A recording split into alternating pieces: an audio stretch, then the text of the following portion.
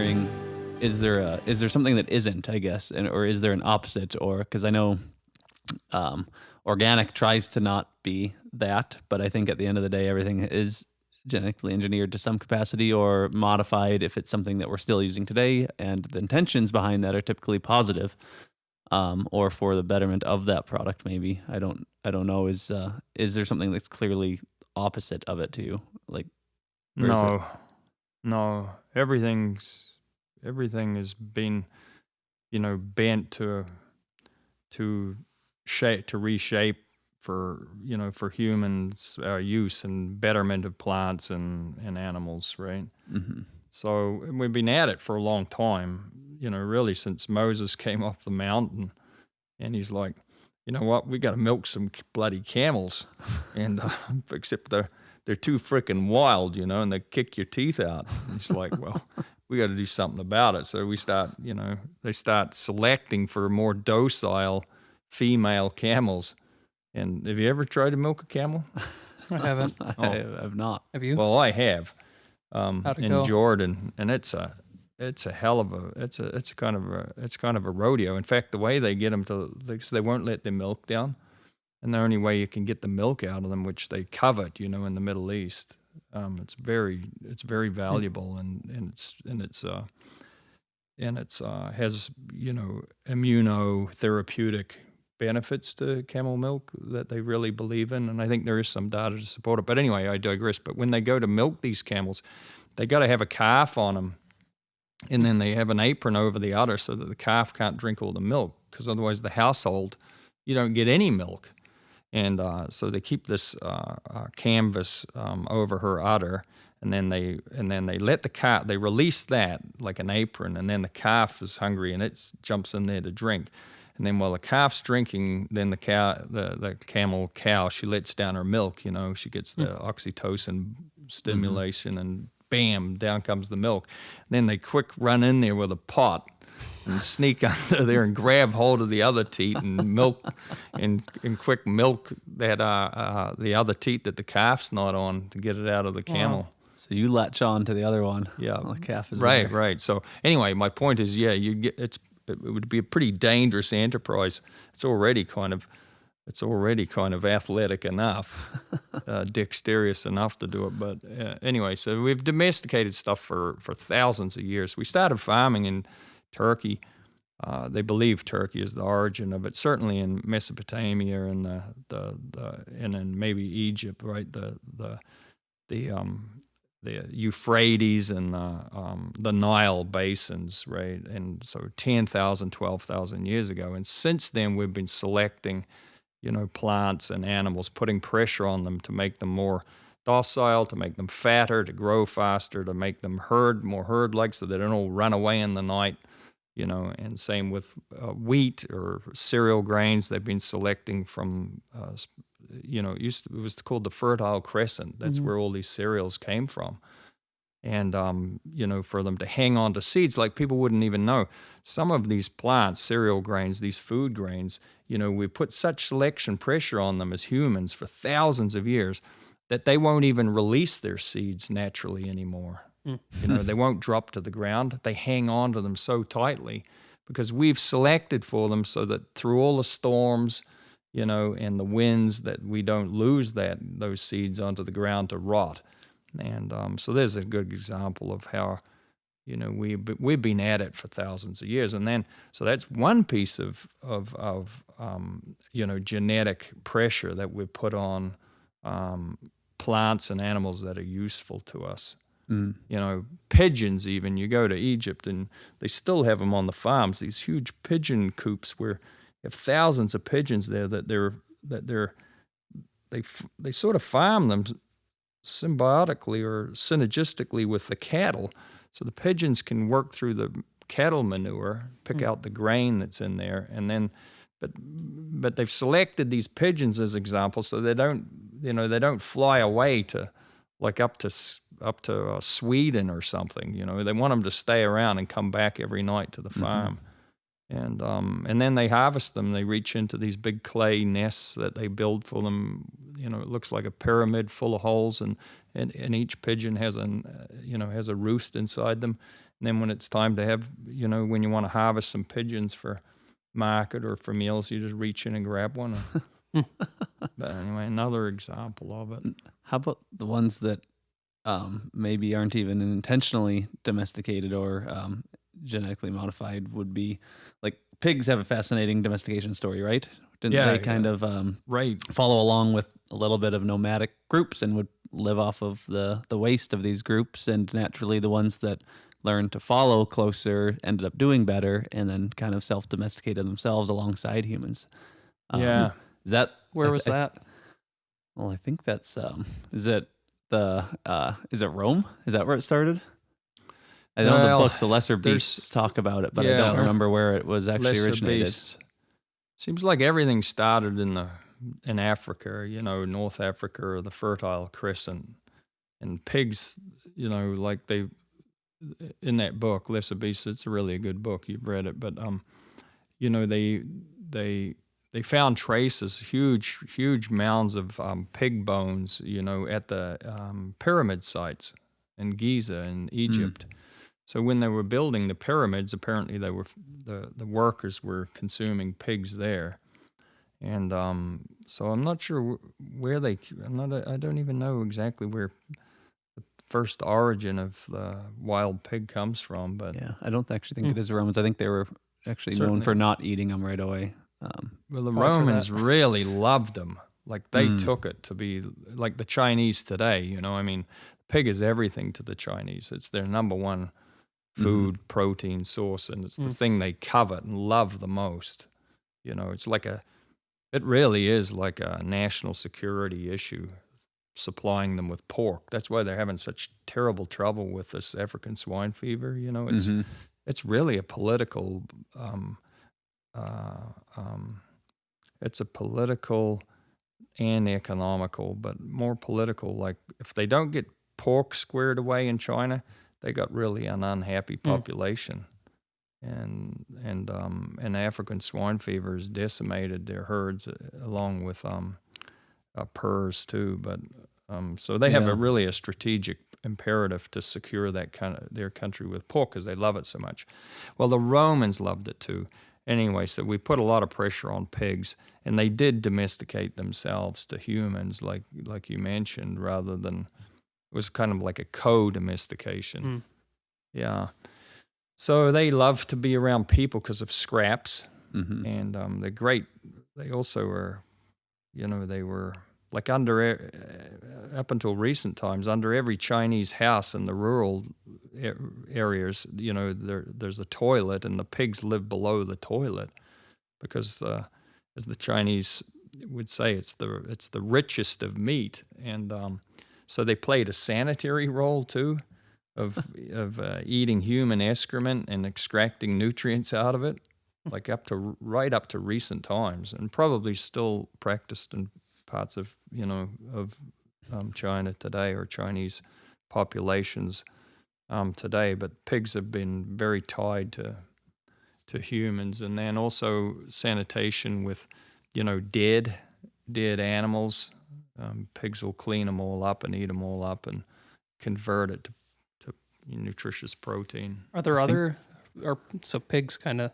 This is news to me. They eat kind anything. I suppose I knew that part, but they domesticated them. That idea that they kind of domesticated themselves or alongside what humans were doing, is that kind of the only example as far as when you look at food animals today, of dogs not getting in? Well, food animals, but they are a food animal. Well, I suppose, but they were the Comanches' favorite meal. I think even the Sioux Indians too. Speaking in more recent terms, though, in Vietnam they still eat dogs. Yeah, well, but so not talking about dogs. Besides dogs, which horses. Okay. I haven't eaten either dog or horse, so I might be alone in this apparently. But more primary food animals are pigs kind of unique in that sense when you think about cattle or chickens or whatever else. I think so. I guess the difference being very unique. Where we correct manually or very deliberately domesticated Sure. the other species. Is that Yeah. fair Other to say? major food animal species. Yeah. So what, I guess in general, what we didn't even really give an intro, but what we're talking about now, if you haven't caught on, is this whole idea of of playing with or tampering with or bending animals and plants and in agriculture throughout history, and how it relates to today.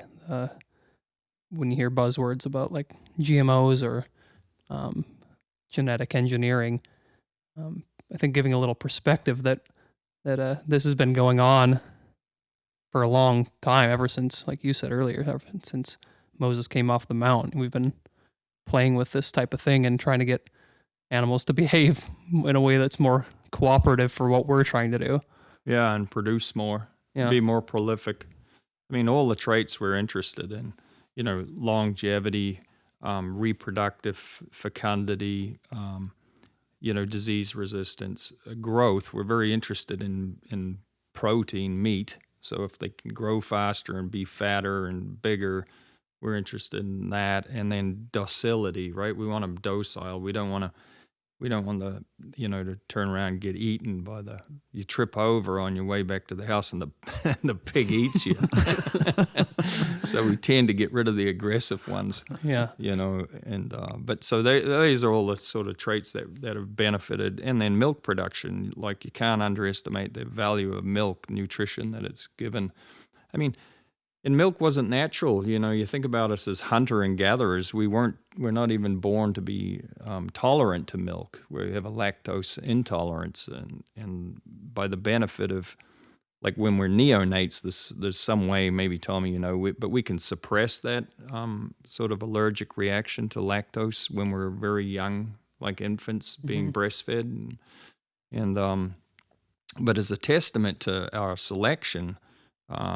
We wanted to drink milk from camels and cows, and over time, especially coming out of Europe. Now, people with European descendants, we've adapted to be lactose tolerant now, which was completely foreign to us. So we've sort of domesticated ourselves all the way down to the gene level to be tolerant to milk. People with Western genetics, whereas people with Asian genetics, it's Western and Africans also, they're the same, but Asian people are largely intolerant to lactose, even, as adults. And so there's a good example of thousands of years of like just sticking to it. It's like, we want to drink milk so bad, we will put up with being crook and sick but until we get it right. And then we get our, I suppose, some epigenetic effect. That's interesting. Yeah, it's fairly interesting. It's switched because there still is a lot of people that are intolerant, but yeah, it's definitely in the minority today. Yeah, it's just an example. And then, but to pick up on that point too, like Richard Dawkins, he's very famous, but he makes the case that there is nothing, we've been turning wolves into Pekingese dogs, lap dogs, for so long, and there isn't anything food. There is no food that's immune to us exerting genetic pressure on them to change them. A lot of vegetables. There's something like eight vegetables come from one plant, like broccoli, cabbage. What's those things that we hate to eat? Those Brussels sprouts, but you wouldn't even recognize the parent of them. Or even corn, it's like some minuscule little grain that we've bred and selected to be magnificent. Is it safe to say that the issue stems from we've just gotten hyper efficient in some regards to it, and people are more aware of how fast the genetic engineering can occur now? Or even like breeding plants takes a long time, and that's an accepted way of improving yields and being more tolerant to things. But now we can add in BT corn and add in actual genetic material from bacteria that ends up expediting a process that may have taken hundreds of years to develop this, to get to the same point that you can now do by just plugging that in and having insect-resistant crops. And is it just the pace at which it's progressed that Yeah. gives some of the pause for people, or is it just all back to episode 1 where we talked hinted on how definitions are a big part of it, and GMO seems to have negative connotation. Comes from somewhere, and I don't know if it's just the rate at which it has progressed. Yeah, but just hold that thought just to clarify for people that might not know. In really simple terms, how does that relate to what we were talking about with this evolutionary and domestication? What is that connection there, just to summarize it, Tommy? Well, I would say it's just, say if you're doing the wolves example, that took a long time to get that to dog. Genetic materials being selected for and prioritized for the traits that we want. By breeding.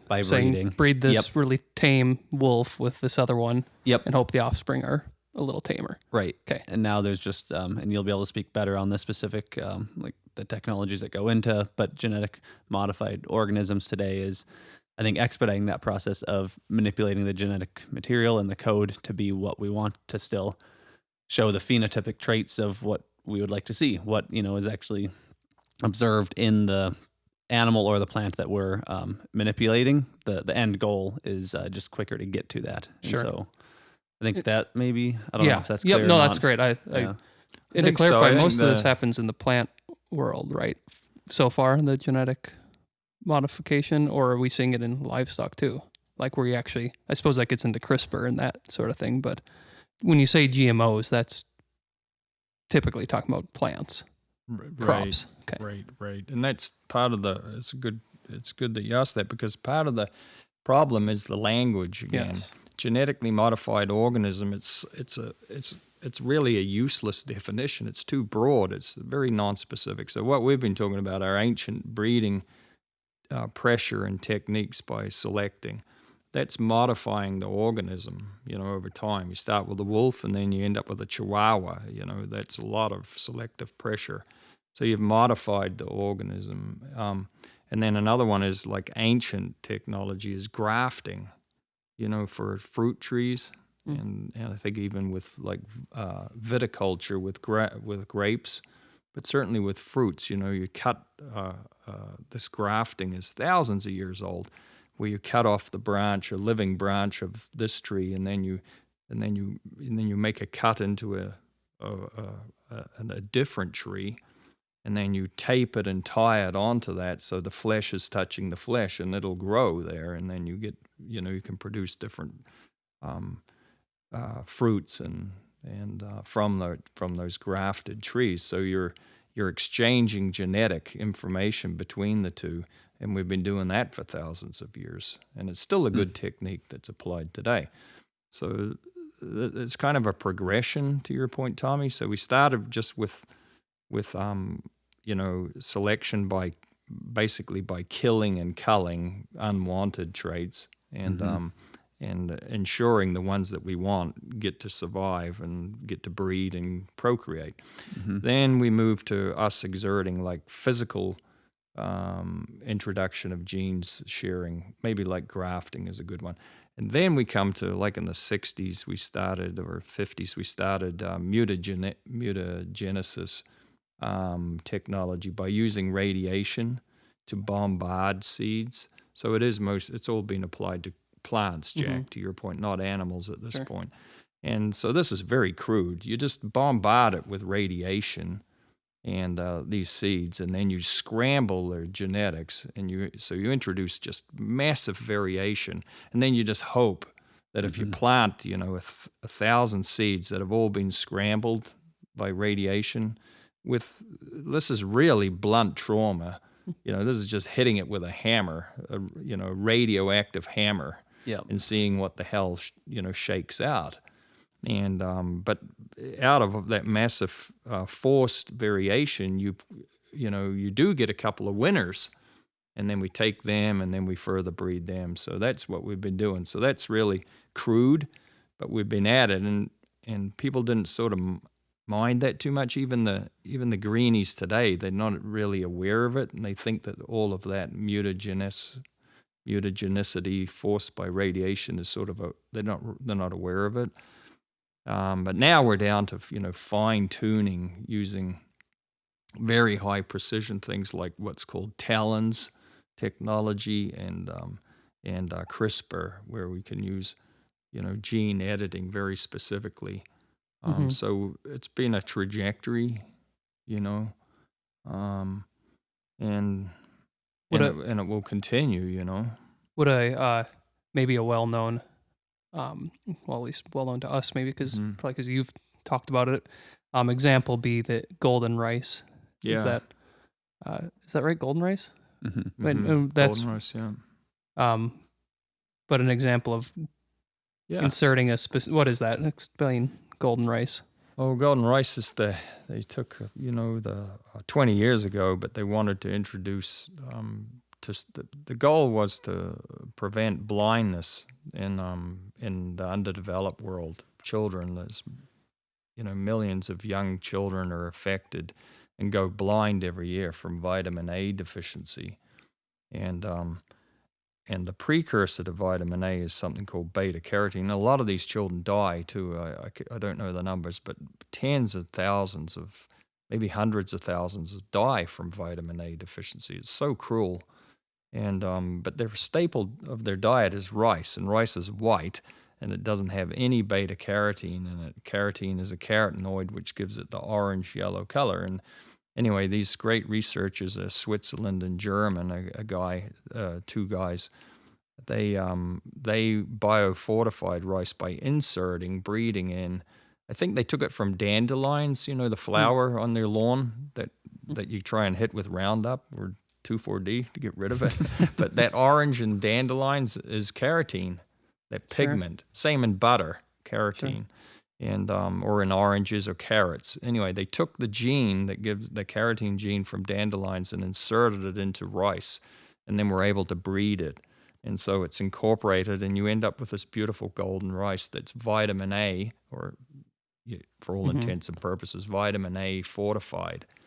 And now you feed it to children in these poor countries of the world that have rice, 2-3 times a day, and it can take care of their deficiency and take care of their blindness and ultimately reduce their mortality. It's just a beautiful use of technology, breeding technology to help people. And an example of that happened in the course of a couple of years. I don't know how many, but versus if you had to figure out how to breed that in there through, right. So that I think that's the point we're trying to make is it is. You can accomplish the outcomes, but better of, what we've already been doing for thousands of years, and do something like that in the matter of several years, and have, profound real impacts. So with that, you look like you're going to say. Yeah, and most things just quickly have trade-offs. This one, and there's a couple examples similar to it, but seems to be a very much a win-win sort of solution too, because my understanding, it doesn't affect yields in a negative way. So it's not displacing a healthier beta carotene infused rice that maybe grows, less efficiently than the standard rice. I think it's equivalent on its yields. Is that correct? Do you know if it is? It's and it's just being approved to be grown and farmed. But yeah, the yields are in principle are very good, but they'll only get better. Tommy, as they select more around this golden rice. Right. So you can expect it to become more salt tolerant, more saturation, like flood tolerant, more drought tolerant. More resistant to fungus, as example, or something like diseases. As now they can keep, it's continuous improvement, but at least they got the base, into the market now in some countries. And to some people, the trade-off it seems to be perceived as it's not as safe or healthy for you with some of these GMO products. And so if we stick on this example, it's that doesn't seem to be a fair argument, but that seems to be what at least it's been fronted with as to why it hasn't been approved in some countries for utilization of it, is that it's well, Greenpeace has been we mentioned it last time, but Greenpeace is a absolutely immoral anti-human, so-called charity or environmental group, but they've led the way on holding up golden rice for 20 years, and they, in my mind, they've got a lot of blood on their hands, from preventing this getting to the to be used and consumed by people that desperately need it. But is it them saying because it's not I think known to be safe? Yeah. So to what is consume? the, in other is that words, why is there this pushback? If this is right? This is one example, but we could go down the list of many, many examples of similar in nature. But yet, I made a salad. Don't be ashamed of me. I made it with some beef the other night, and on the bag, it, right on the front of it's got the badge for non-GMO project verified. Like, so what is this? This mentality that GMOs are something to be avoided. If here we're looking at this example that it would be hard to imagine somebody saying this is a bad plan. It's built around this. It's really difficult to get your head around it. What seems to be so obviously good, but there's a big backstory to it. It's all built around. Well, ultimately, there's a lot of money at stake. Sure. These, I don't know, there are maybe hundreds of millions of dollars that they can raise every year for these environmental groups, which Greenpeace is one of the most well-known around the world. But it's a big business. And they played on this fear of being unnatural. And I guess that's what we're trying to get at the start of this is us breeding, and selecting and breeding is natural. That's human ingenuity and adapting our environment like forever. But they've played it as being unnatural and unsafe. And they've seen golden rice as being very threatening to them, because prior to that it was like we're using GMOs to as you mentioned, Tommy, to prevent European borer, right? Worm borer in corn is example, or to be herbicide tolerant, for corn or soybeans, and for things that weren't so immediately beneficial to humans, like blindness and death of humans being prevented. So I think Greenpeace, they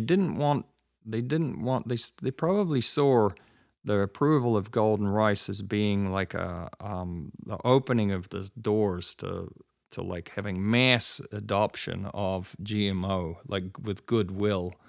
And so they wanted to stop it at all costs, so that it doesn't destroy this house of cards they've built around GMOs being unhealthy and not good for people. So it was like the hill they want to die on. Sure. They decided, But their Trojan horse was human health. Yeah. It was a concern for, they pushed fear as like that these products would be less healthy potentially, even though their motives underlying that are what you've been explaining. Yeah. But is that how it got? That's it, mass exactly. adaptation? They built this whole industry around non-GMO certified, which is also $1 billion industry in the world to certify, bullshit products like water as being non-GMO. It doesn't have a strand of DNA in it, but they've paid to have their bottle of water or their Himalayan salt, as example. No, there is no DNA or genome in salt, but they've got they got this butterfly non-GMO certificate that they have to pay for, ka-ching, ka-ching, on every loaf of bread, on every pack of salt, on every bottle of water that has this. I mean, it's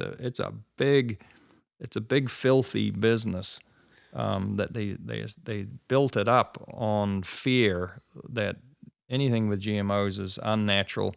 Therefore, it shouldn't be trusted, and it's not healthy for you, and it's not good for the environment. And so when you get when you build an empire around that, you're very, very worried about getting the legs pulled out from under you. And golden rice is like, I think it scared the shit out of them. Sure. Yeah. What about the one thing I have heard time and time again is you used you mentioned an earlier example that prior to the golden rice, where that's adapting, a product that's intended to be fed to humans, but you mentioned like herbicide resistant and pesticide resistant Roundup Ready corn. We're familiar with that. Am I saying that right? Roundup Ready corn. Yeah, Roundup Ready beans. Yeah, Yep. any of that. But what about the argument or the people that say because of these crops that are resistant to it, now the crops are just being doused in Roundup and pesticides, and that pesticide is, you're eating it. By eating GMO products, you're eating pesticides. Is that, I imagine you've seen and heard this type of thing. I imagine the other side of it, there's like pretty measurable claims. Like, so it's funny that like a lot of this would have to be able to be proven or disproven with science. And so why is that such a commonly stated thing? Is there any truth to it that by eating GMO crops, you're putting yourself at risk of eating pesticides and herbicides? Well, again, it's a good question. I could back up and just say again, like everything is GMO anyway, so we need to get the fear out of it, the language. You and I, we are all as humans. I think we're something like 8% of our genome is from viruses. Yeah, so we are part virus. We're like a symbiote, creature ourselves, and there's a whole bunch of humans that have Neanderthal genes in us still, from interbreeding before they were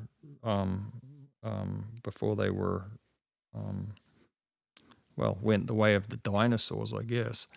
And there's a well-known phenomenon now in genetics which is called jumping genes or horizontal gene transfer. So it happens, that we end up with, like, all species have got transfer of genes from one to another. Like mosquitoes are great transfers of genetic material as they bite, different populations. So jumping genes is well understood. So there is no pure species. We're all a recombinant or a combinant of many, actually. So that's number one. So we shouldn't be so scared of genetic material. And then to come to your point, Jack, about consuming GMOs. Now, there's I think Alison Van Aneman.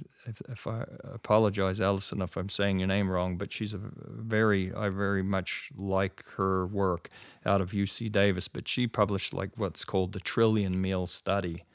After 1 trillion meals of eating GMOs, there hasn't been one reported death or illness as related to GMOs. So the data is just huge around safety. There is no safety risk to eating foods that have GMO material in them at all.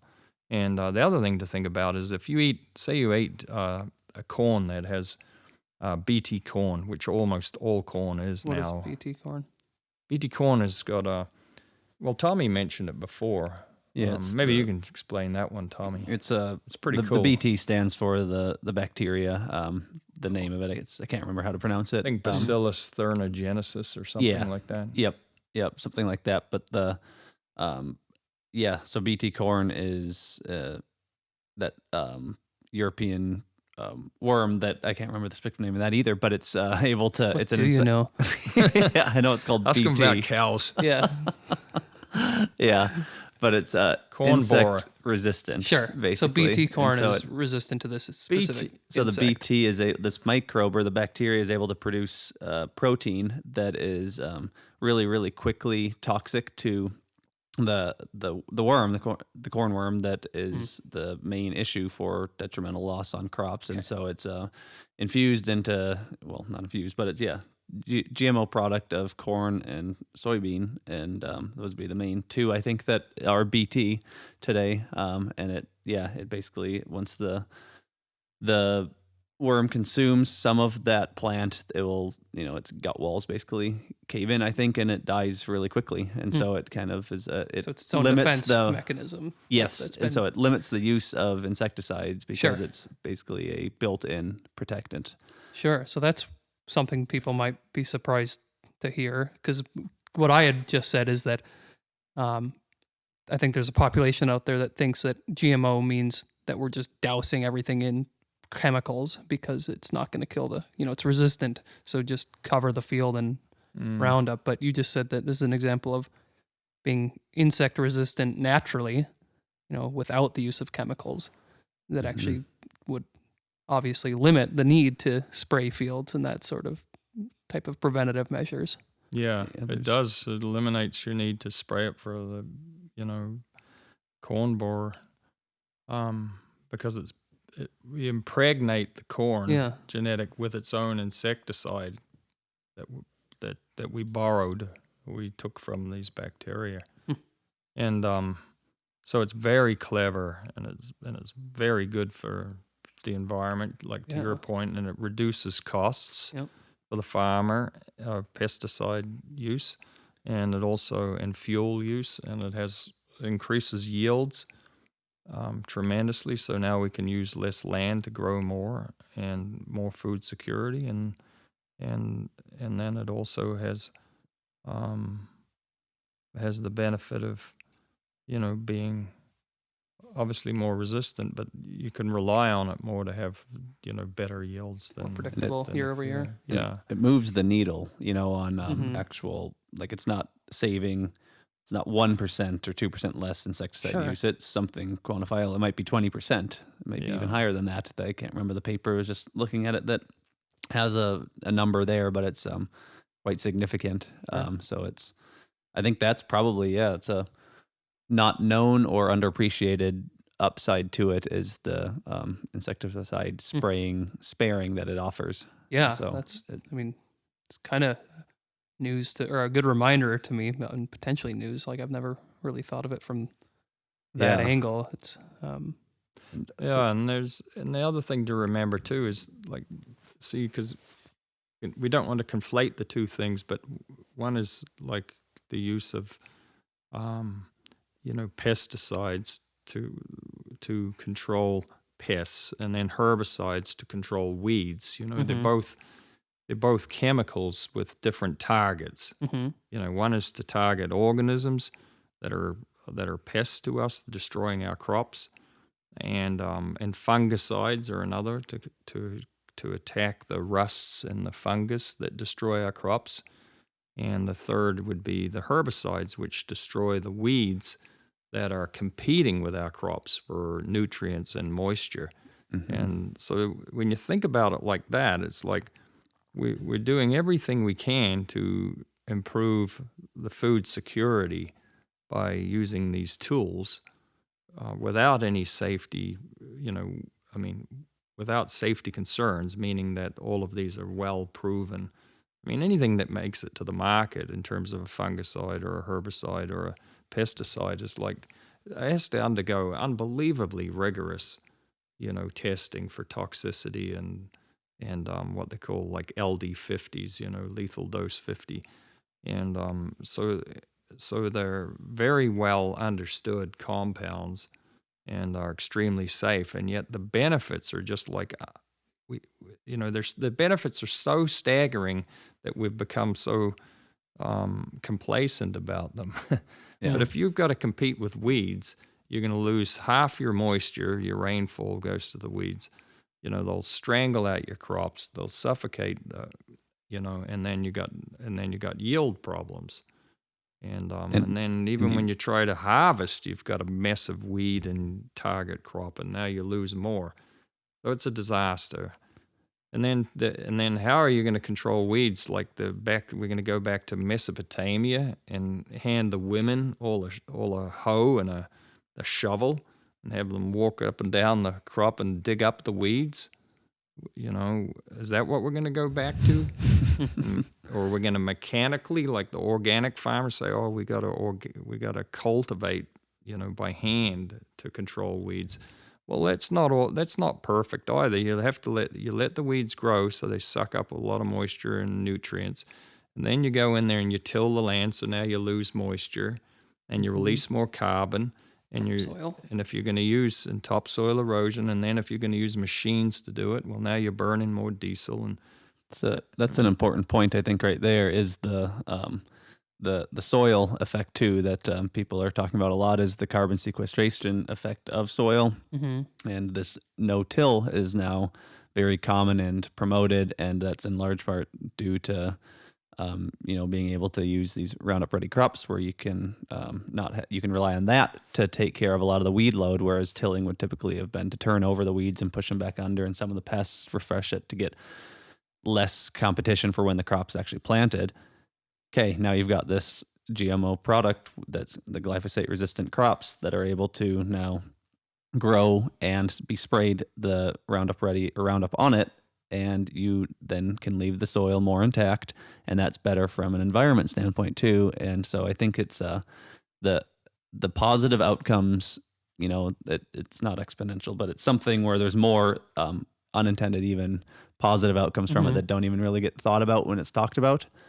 I think that's an interesting point too, is kind of secondary benefits that have stemmed from it on top of just limiting weeds and labor usage and things or labor expenses that would have gone into it are reduced as well. And so I think that's interesting. But back to your point from a while ago, you had mentioned are people dousing more and more Roundup? And I'm opening up this conversation because I don't know. I've seen it being talked about more though. There was something recently that came out just like a couple of weeks ago, maybe. Was in the news for being consumed. And something like, I don't know, Joe Rogan shared something about it. Yes, as did many people, but that it was the a levels study are that higher like it was in X human. percent of. I should. That's pull that up, Jamie. Yeah, where the hell's Jamie? Well, I think if there's residue of glyphosate being consumed, the levels are low, and they're not harmful to. I mean, this is the beauty of our harnessing chemistry. That we can build compounds that are safe to us and yet can be lethal to the species that we're targeting, to kill and control. And it probably plays into your LD50 comment too, right? That like Roundup is okay. We could have a whole podcast on Roundup, which is glyphosate. Just so for listeners, if they're wondering what we're talking about, and Tommy mentioned Roundup Ready, and so Roundup is what you're using probably at home when you want to get rid of some weeds in your garden or whatever, and farmers are using it for for maybe 30, 40 years. It's been probably the most spectacular herbicide. It is. It's the most spectacular herbicide that's contributed the greatest good to humankind ever. But it's demonized because Monsanto used to produce it before Bayer bought it, and it's been the whipping boy. And then there was this big lawsuit that came out of California for cancer causing of glyphosate, which is, the more you look into that, that's just a big crock. I mean, it's unbelievable that they were able to hijack this, great chemical compound that's saved, I don't know how many millions and millions of lives, by allowing us to produce more food. And it's been tremendous for the environment too, in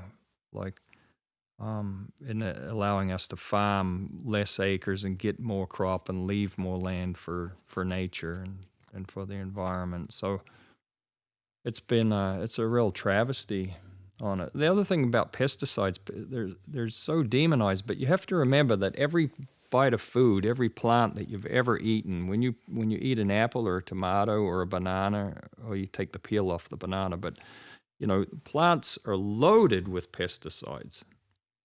The surface of them are great because they're at war. constantly with insects and with bacteria and fungus. So they secrete pesticides like crazy, and so we are, whether you know it or not, you're eating, every time you eat anything, any plant, that's unprocessed, from a lettuce or a cabbage to a tomato or a grape, or an apple, you're consuming a ton of pesticides that are naturally produced. And that doesn't bother us because these are plant, well, again, we've evolved with all of these plants, food edible plants, so we're tolerant of them. And we digest them, and they have no harm, to us. So we shouldn't be so scared of the idea of, using pesticides, and that they can be safe. Yeah. I found the article that You did? the headline. On the glyphosate? Yeah, quote, disturbing. Weed killer ingredient tied to cancer found in 80% of U.S. urine samples. Is that the one you're referring to? That means you're getting it out of your body. There you go. But I think that's what that's what I saw too, and I haven't had a chance to really look into it. Yeah, well, sorry for those listening. I thought we were going to have an awesome rebuttal to it, but we'll have to look into it. But point being, it's like there's more to it than that.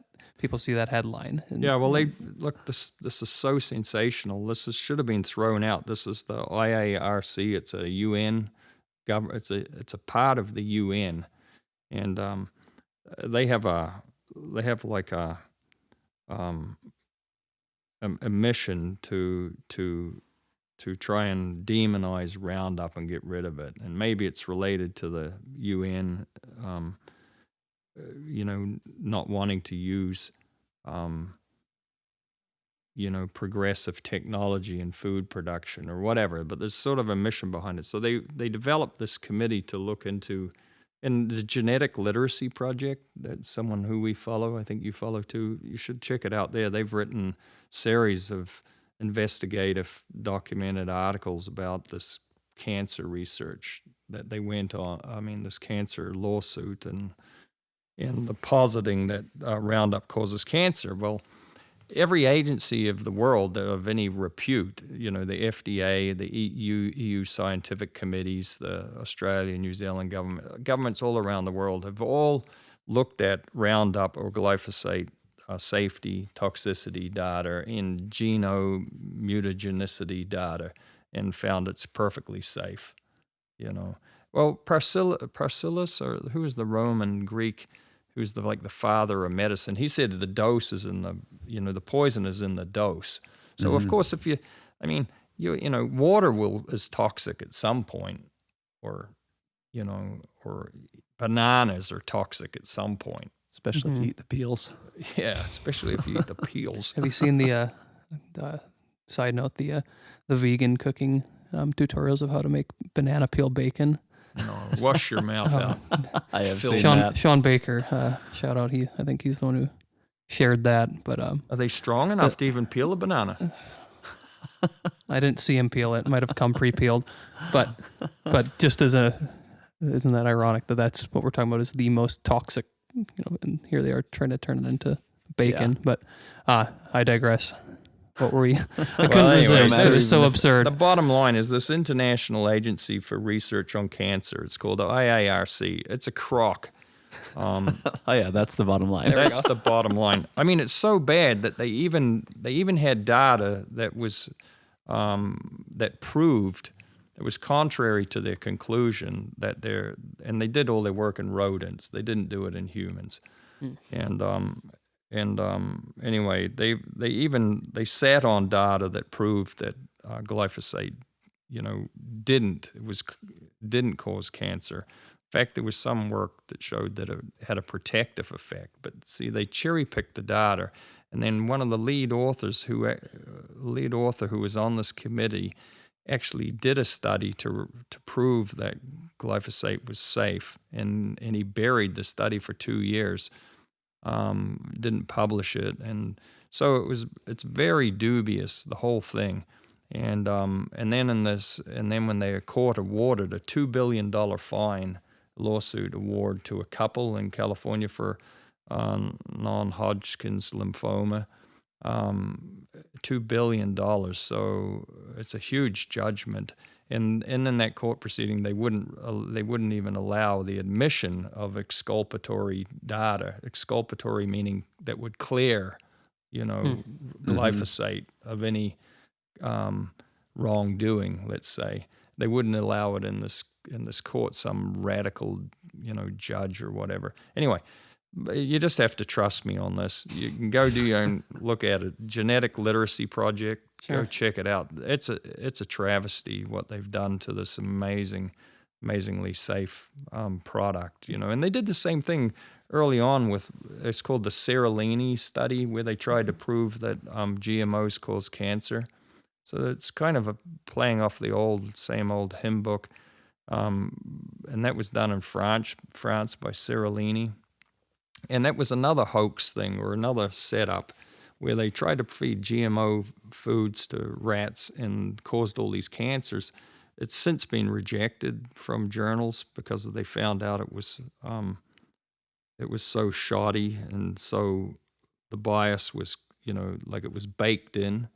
They used the mice that they used in the study had been selected to grow tumors.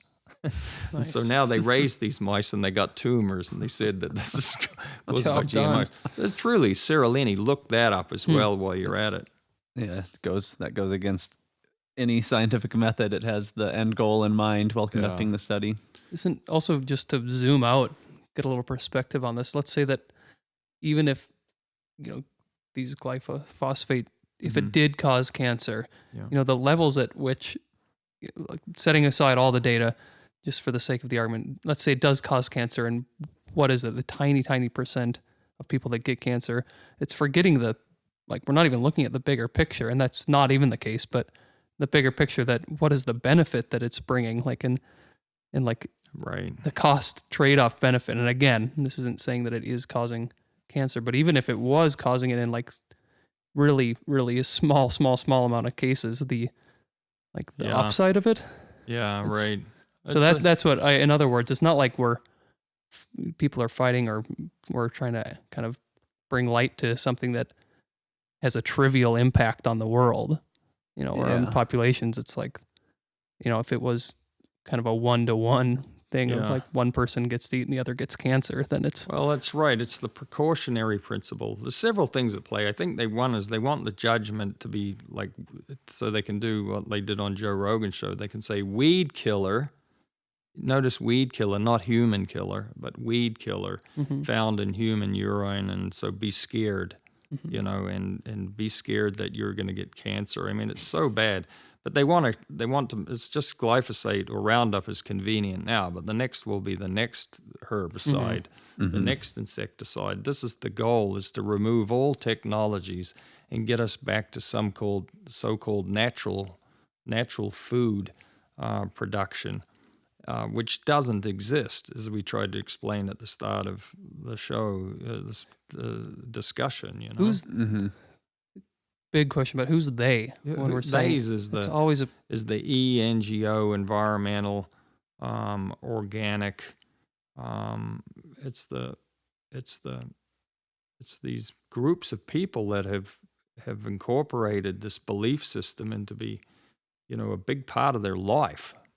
Do you think their motive is that it's it's a big part of their life, or is it this house of cards that we mentioned, or like trying to think, what is the utility of trying to shape these studies and kind of push this safe technology out? What is the benefit to them? Is it money? Is it power? What I'm trying to connect it here. Certainly there's a lot of money to be at play. Like, you think about the in Europe and the US and now all around the world, just the organic market.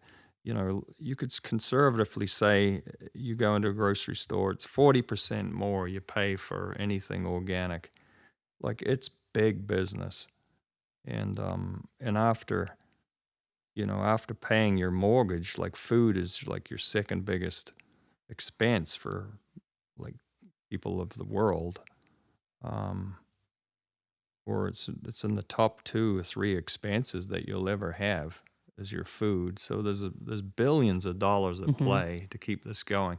And the food processors, the food marketers, companies, you know, this is a way for them to value add. Like Sure. it's seriously important to them to carve out this growing niche of organic food because it allows them to Right. And that's make a shitload more money on it. the niche is the important part because it implies there's so much room to grow if indeed they can stop a lot of these conventional, widely adopted methods that naturally will, I shouldn't use the word natural there, that will grow the organic and natural sectors. And if they have that huge premium tacked onto it, yeah, I Sure. think so. Trying to grow their market share. They by, still pulling isn't down. all that clear to me. It probably is some of the NGO stuff and different activist groups, but money is always seems to be behind Follow the any money. motive. Yeah, enough. money, but then also, you know, a lot of young people are drawn to the environmental movement, you know, because they have this, we all go through this, what you call messianic phase, where it's like in your 18 to 26 or something before you get too jaded with life.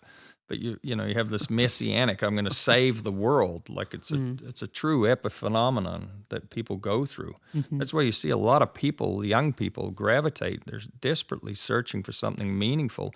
And this, and this food thing is sort of meaningful to them. It's like a David Goliath thing. It's a romanticization of something. We believe in treating animals better and healthy and better food, and it's natural. This natural sort of has become a religion. It's like a shamanistic type thing.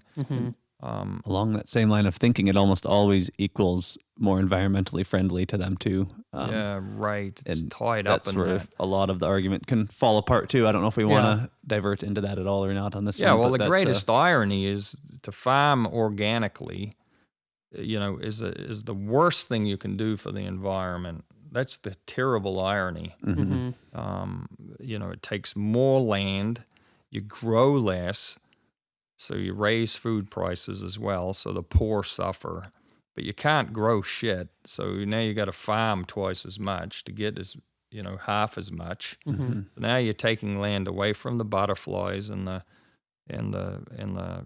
tree squirrels and the what else is nice? Rabbits. Right? And so now we're doing what else that. is nice. Yeah. You got two animals down. And now Why you are got tree butterflies squirrels and- so high on Yeah. your list? Also, are they, I've never even are thought they- of a tree are squirrel. they different than other squirrels? Yeah, now your food is contaminated with, like Tree squirrels. free range eggs. They're covered in salmonella and whatever. and they're, and your crops are all, and your fruit is all bitten by 30 insects. And so now you've stimulated your apple to produce pesticide like freaking crazy. So now you're eating a lot more, and the food is damaged, so it's you have less of it. And I mean, using GMO, we can imbue shelf life, so the oxidation or the deterioration of foods is slowed down. So there's just so many things that it hurts the environment with. But that sure seems to be part of the story, is that it does seem to be to these people directly tied to it's a win-win to them in their eyes. Oh, 100%. Which and with some respect, there's nothing clearly telling them that isn't the right way to be thinking about it either. And so to no fault of some of their own, like they have that thought process because they genuinely think and believe that that's how it actually is. And Correct. It's an appealing. I mean, it sounds so nice. Like why? Who doesn't Why want wouldn't more you tree want squirrels? to do? Yeah. See, they won't even allow. This is how it's become sort of when you have something detached from reality, like it's sort of, then it takes on sort of a religious aspect where you've just got to have faith. And so, as example, the organic movement, they ban the use of useful chemicals that we talked about already. So, and glyphosate is an old compound, so there's new ones that will come and mixtures of different ones that should be adopted. Like it's like the Red Queen, and she can never stop running in Alice in Wonderland, right? If you stop running, you're going to fall behind. So you have to run forever with science. It's the same with antibiotic resistance. We have to run forever to stay ahead of microbes. It's the same on disease and pest. We have to run forever, inventing and modifying compounds to protect us in this perennial war. Mm-hmm. I mean, it's a forever war. Is there thought, do you think, that by, like, instead of running to keep ahead, like, just get out of that race? Like, is that what people are thinking? I think But naively, to your point, it's like that, to your point where it's not grounded in reality. It's this faith, like this, just going to will it to happen. Yeah. So we get out of it, and then now we have 7.6 billion people, and in your lifetime, there'll be 9.6 billion, 2 more Chinas coming, in the next 30 years. And so what are we going to do? We go back to that organic old style of low yield farming, and we'll be able to support 2.5 billion people. So just who is it we're going to get rid of? Yeah. That's the nutty little crux of the issue. Correct. And who the hell's going to be able to afford the food, and we can't grow enough to, and we're going to tear down every forest and every mountain meadow to try and grow something that we can get food out of, So this is the hidden tragedy of it. Yeah. And then the other thing too is in the organic, they're using chemicals, but they're using, like we laughed before about blunt force trauma. When every problem you see is a nail, and if you've got a hammer, rather, they're only, every problem's a nail. Well, so they're hitting, for control of pests, they're using copper sulfate, which is an old. I mean, the Greeks first started using it. Well, it kills everything, copper sulfate, and it stays in the soil forever. Like it never evaporates, or you can't get rid of it. Mm-hmm. Well, that's what they apply it to, as an approved compound in organic farming. Mm.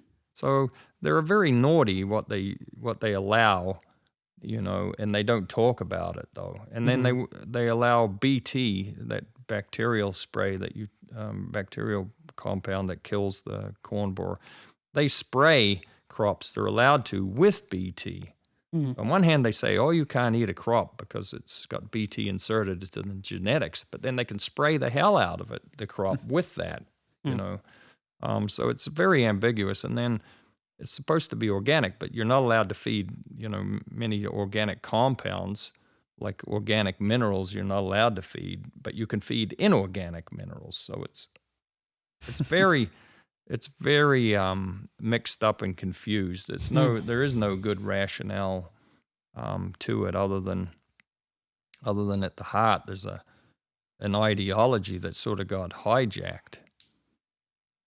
That's really, I think it's kind of got hijacked this ideology, and then which is fine, because if people want to pay more for whatever they want to have, Yeah. fruit that's half eaten by insects before you get to eat it. If that's what they want and pay a lot more for it, then it's great. But don't make that policy so that we can't feed the rest of the world. I think that'll be that's kind of a central theme, I would imagine, emerging. We mentioned in our first podcast, but this isn't to say that you can't have that. No, but it's to go say for that it. you can't. What it is to say is that you can't tell us to not have the technology. You can't force everyone to go that route, and that's where it becomes an issue. Like, I personally prefer my apples not half eaten, but like you said, I jest, but I think the point's landing. Yeah, and it seems to be a one-way street, that argument too, where Correct. The conventional or abundance egg producers don't, condemn organic practices, but it does seem to go the other way, where a lot of people that are in the organic tribe would talk poorly of conventional farming or abundance egg farming. Correct. That game isn't being played out fairly either, because on one hand, you do want people to get what it is that they would prefer, and there's nothing wrong with that. If that happens to be organic, that's great, but don't tear down the big brother in the process. Yeah, it's like, you can see why. I mean, they're attacking the one with the market share. Right. Like the big market share doesn't go after the little segments, but they're Yeah. getting bigger and more vocal, and now making their way into policy is the big issue. Ultimately. Now you can see, it's interesting, Jack, on that note. Now you can see a newcomer. It's actually an old set of skills that's being dressed up and represented to the market now, because see, organics about maybe has had its run. Yeah. It's going to be done here pretty quick, I think, because too many people have got into it. It's not special enough. And now you can see the new one is called regenerative ag. Yep. Regenerative. Man, is that the new buzzword? Mm. And you watch, pretty soon supermarkets like Whole Foods or other leading supermarkets are going to pick up on this. General Mills, big food companies, and they're going to start branding regenerative. And that's going to be your next 40 to 50% price premium. For sure. Mm-hmm. It's already there in the... Is it? I mean, well, not maybe in the big markets, but we see it, with like through better fed beef.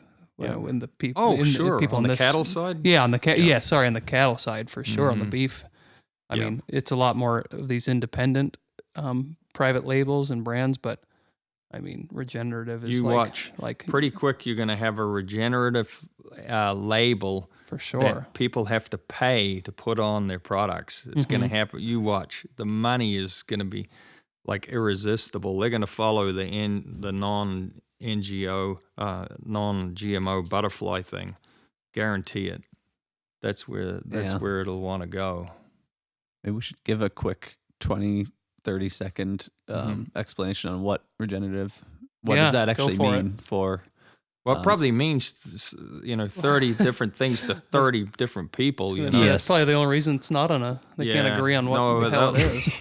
Believe me, they'll be working on it. Yeah. Do you have a good summary of it? Do you know? No, I'm asking Dad if he wants to explain. I don't have a great it's tied up with this. What I said is an old set of skills that are being dressed up and brought to the prom. Mm-hmm. And the old set of skills are, I grew up in New Zealand, where New Zealand is pretty much the leading nation in the world for grazing technology. Mm-hmm. We've been at it forever, and have led the way in it. So back home it was nothing. Rotational grazing and using high stock density and moving them frequently is like. That's a way of life for 60, 80 years in New Zealand, and doing budgets for grass growth and grass curves. And it's so old, this technology, but it's been wrapped up here in America as being something like astounding. And then they romanticized it with this guy, Dr. Alan Savory, who's a famous Zimbabwean. Forgive me, Dr. Savory, if you're not Zimbabwean. And turns out you're South African instead, but I believe he's Zimbabwean, and he's tremendous. He did a TED talk that went viral, talking about this idea of concentrating big ruminants so that they defecate in one spot and move them quickly. It's rotational grazing, dressed up with elephants and wildebeest and Cape buffalo, which is very sexy. And Cape buffalo, and then well, and dangerous too. We didn't domesticate them, not yet. Anyway, and so now they've taken that on board. So that's one piece of regenerative, which is this grazing and using ruminant fertilizer, manure, to be compressed into the ground, and then another piece of it is low use of fertilizers. There is no farmer out there that I know of that ever wants to stay in business that's going to use excess fertilizer. It's too bloody expensive, so, and that's where precision ag is fine tuning the use of everything, but including fertilizer. Now we've got technology. We've got GPS. You run down with the planter, and it's adjusting on the go. Like Seth, you boys, your good friend who's an agronomist in South Dakota. Seth will know everything about this, but on the fly, the computers are adjusting nitrogen and potassium and phosphorus and how much they deposit. While this damn planter is running 7 miles an hour. It's it's spectacular. But regenerative, you're saying? Yeah. So regenerative puts a big emphasis on fertilizer, Sure. minimalization and maximizing natural ruminant fertilizer as example. It's funny that Then it's all about the biosphere. What's that? Yeah, soil. It's funny if one of the concerns is the over applying of nutrients, fertilizer to the fields, the manure actually does offer an imbalance that's unavoidable. So spreading cattle manure, and I don't know if this is the case if you're grazing them or not, but in general, nitrogen volatilizes out of the manure and concentrates the phosphorus, and so you spread manure on a nitrogen basis. In the process, you end up over providing phosphorus by like 4 times. Meaning so- it's not like a good So ration. the balance actually isn't there if you're relying on cattle manure. That's mostly talking about it being spread on these fields. I don't know if it's that the ratio probably changes a little bit from grazing animals, but the point I think still sticks where if you want to be the most precise, Yeah. you would do the conventional approach of applying fertilizer as needed using precision farming rather than letting this imbalance of nutrients just drop and rely on that being your best approach. One Also- sounds more natural than the other, but it doesn't necessarily mean it's better if the goal is to provide things on the right ratio. Just to put it out there for those that maybe aren't familiar with cattle, the practice of spreading manure is not a new, like that happens on conventional. So it's not that it's the regenerative operations are the only one utilizing manure to add nutrients back into the soil. It's a very old, like it's very Right. commonplace. Just so Right. so that's stated. Yeah, so that's a piece of it. And then it's this whole integrated regenerative farming is to integrate these things like the cattle, manure, with soil, the health of soil. So there's a big emphasis placed on soil biodiversity, Yep. which is ostensibly is a good thing, and so they promote that. And then the building of soil organic matter is a great piece of regenerative farming. And then low till, like you talked about, Tommy, low tillage or no till is a big piece of it. So that's what I mean. These are all, the principles are not new. Like farmers for so long have been worried about erosion of soils, and so using minimal till, and using cover crops is not new. Jesus, we were using cover crops back home for 60, 70 years, using brassicas in our rotation, and then using, legumes as well in rotation for their ability to, fix nitrogen. And so, And here, since the Dust Bowl too, right? Wasn't that right? We finally, the Dust Bowl was like the worst, but it taught people a lesson. Did you know in the Dust Bowl, Oklahoma dirt, there was one of the biggest storm. It lasted for like 10 years, the Dust Bowl period. But in that book, The Worst Hard Times, it's isn't that amazing, that book? I still remember they got up, let's call it the Big Filthy. It's got a name for this one storm. The Big Filthy sounds good. And they got up. Is that coming from? Did you just make that up? I just made that up because it sounds so cool. Chances that's the real name. But it's something like that. The Big Filthy got up in the air in Oklahoma, and it rained mud 220 miles off the east coast of Manhattan, New York, Jeez. on boats. Ships were out there, got rained mud on them from this storm that came out of Oklahoma, the Big Filthy. There it is, the Big Filthy. They estimated there was as much dirt in that one storm that was dug out of the whole Panama Canal. Oh my gosh! Yeah, How do you estimate that?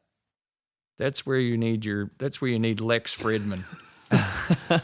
I assume Lex will listen to this. So But Lex will figure it out on Lex is on for a sure bar listening. napkin. Tommy wants us to get back on topic. That is on topic. What were we talking about? Yeah, so we Panama destroyed the great American prairie with our crazy, reckless. They said the rain follows the plow, and this was the government sold it as part of like Manifest Destiny. It was terrible, Anyway, that's another podcast. But we wrecked all this millions of acres of topsoil, fragile grasslands that had never. It's called the great savanna of America. What were we trying to do? Grow wheat. Planting wheat when there's an uncharacteristically wet period there when it was actually working to go wheat on these grounds that typically wouldn't sustain it. And then there's a lot of money to be made in that, so everything got turned into wheat production, and then rain didn't come, wheat didn't grow, and now you're left with bare fields. And this land had never been broken up in a million years since the glaciers left, right. you know. Right. And then but back to your point, the principles of regenerative ag aren't new, and they are actually things that Abundance Egg adopts and does use. It's just not framed in the same way, I guess. Right. And so it's not like the principles are ill-intentioned. It's just the soil health thing has a strong following in the regenerative community. And so what's the difference when we were just hunting in South Dakota and there's tons of beautiful Black Angus cattle grazing in the pastures? Is that regenerative ag, or is there something different fundamentally between those cattle that are grazing and likely, I suppose in regenerative they don't let them go to a feedlot to eat corn, but up until that point, when they're backgrounding, is that this is where it struggles with the definition. What's the difference between what we saw when we're out walking for pheasants versus the regenerative claims? Do you know this? This isn't rhetorical. I actually don't know I don't know the answer. I don't know if I do either. Actually, besides that, it's kind of my we point. See out there, a lot of a lot of what we see out there is cows with calves on them, and so they would be out on pasture. Almost, a lot of their life would be spent like that, and so in some regards, it does check the boxes of what it means to be regenerative. It's kind of my point is like they say it, and I think people don't even know what they're signing up for when they say they're into regenerative practices. I think you've hit right on it. It can mean it's very loose, and it's more emotion. Again, there's some principles that are very good to it. Sure. But there is in my reading, there's sort of a disdain for synthetic nitrogen. Okay. And so I would say that this is a blind spot for them in this area. They put a huge emphasis on soil organic matter and biodiversity, which how could you argue with any of that? Like to rebuild soil organic matter because we're at risk of losing soils always through erosion. So if you could build back soil organic matter, that's like yes, God wants you to do that. But the problem with regenerative ag is that it's probably overrepresented by zealots that are become too religious with it. And so I think there's a saying in science, maybe you learned this, Tommy, when you started in your career studying, but it's like, exceptional claims need exceptional evidence. And I think this is where they're running into some trouble with their claims about how much soil organic matter they can build back into a farm or a piece of land over certain number of years. It's like it's beyond incredulous, and so that's one of the areas that. But I think all the principles are good. Correct. It's just like the only thing I'm taking umbrage with is that it's being it's in danger of being over-marketed as being something phenomenally new when, like if you take the 17 farmers that are all raise cattle for better-fed beef, all of them would follow the tenets of regenerative farming. Right. Low till, minimum till, or no till. Use of their cattle manure, capture of it first in all their effluent ponds, and then distribution of it according to with their agronomist on a fertilizer plan, turning that into crops that are fed back to cattle. So they'd be using all of these skill sets anyway, including backgrounding cattle on grazing, whatever, Jack. And But it's just not wrapped up in this marketing thing about regenerative ag. And it's not saying no to Any things other that help. technology that come along that can help. correct. Like It's like, why tie a hand up behind your back? yeah, there you go. Back, to your point though, that do they qualify then as regenerative too? Because that's the It's hard a- part. They fit a lot of the, again, they check a lot of the boxes for what Yeah. that means. But I think I think that's a good point. Is that it, at least to me, it doesn't seem clear what it means to actually qualify for that. Yeah. Yeah, I don't know if there's a I think another piece of it too is this whole, we've talked about it before internally, this whole fit for purpose type, where the better fed Right. beef farmers that your cattle operations you're talking about, they're not in the Great Plains, they're Right. so this whole grazing, you said it earlier, but like we learned our lesson in the Dust Bowl to never till up the Great Plains ever again. That needs to be grazed by ruminants forever. Mhm. So for anyone listening and thinking that maybe getting the wrong impression that like that's nobody's disputing that, like that's what that land is for. But Mhm. there's other parts of the country and other parts of the world where you can't graze cattle. It's a different environment, and so you grow crops in our case, and Right. feed those back to the cattle, and of course crops for everything else too. Yeah, it's like a fit for purpose is right, or parsimony is a word for, like, we've refined a system down to be the most efficient it can be, Mhm. based on all its constraints and opportunities, parsimonious. And that's how, let's say, abundance ag is constantly, honing that blade of parsimony. Right. It's like getting the very best out of our land, our soil, our environment, Mhm. all of these constraints. To your point, I think you could grow, where, let's say, take the Corn Belt region, you could probably grow something there that cattle could graze, but you can't go to where cattle are grazing and grow corn. There you go. And so it doesn't work that way. There's a big chunk of land that's non-arable that doesn't work for that, and they needs to be, Not to mention, then the best use of it is stick a ruminant on it, let them create high quality protein for humans, and that's a very good use of that land because it's not going to help Yeah. humans otherwise, correct. Yeah, it can't be planted. It can't be. Yeah. So that's almost a one-way street sort of way of it. Yeah. That's just really quick. Tommy's a PhD in ruminant nutrition, but that's because of upcycling the rumen. Really, give us the 30-second. I'm in an elevator with you.